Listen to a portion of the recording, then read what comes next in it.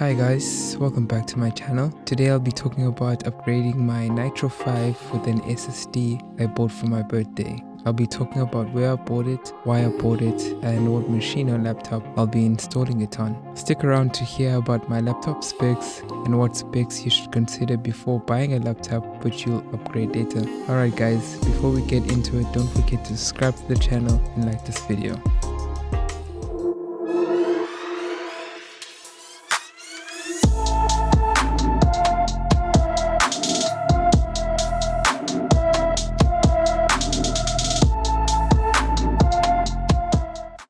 So I had to decide what I wanted for my birthday. My fiance and I usually pick gifts we want for our birthdays. We usually have a list of 3 items we wouldn't mind getting as gifts. I had RAM, SSD and sneakers on my list. The process of coming up with the top 3 actually took some time. I had to be reminded on several occasions to submit my list so Babes can formulate her finances correctly.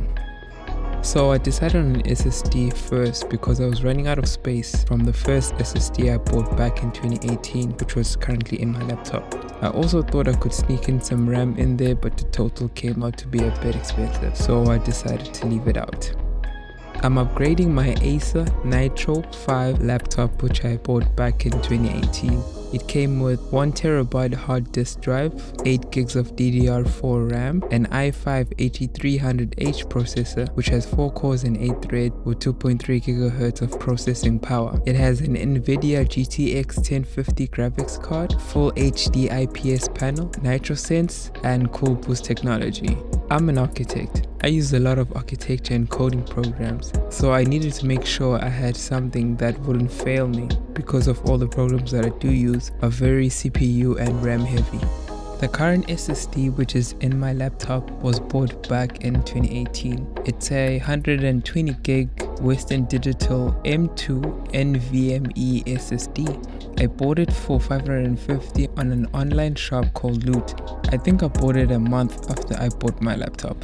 At the time I bought it, I just needed something that would run my operating system because my 15,000 Rand Acer was being beat by my girlfriend's standard issue HP laptop when it came to loading to Windows main screen. My girlfriend had a field day with me that day, so I had to find out what her laptop had that mine didn't, and that was a solid state drive, so I bought myself one.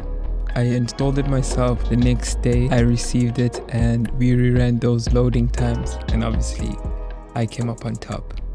So I ordered this new one on my birthday and received it 3 days later.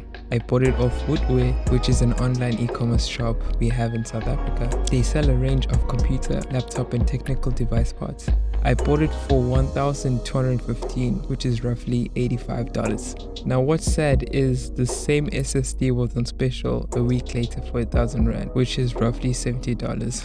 I initially wanted a terabyte, but the terabyte turned to be a bit pricey. It was 600 Rand more than what I had budgeted, which is around $44. So I scrapped that idea and settled for a 500 gig SSD, cause again, I can always upgrade later.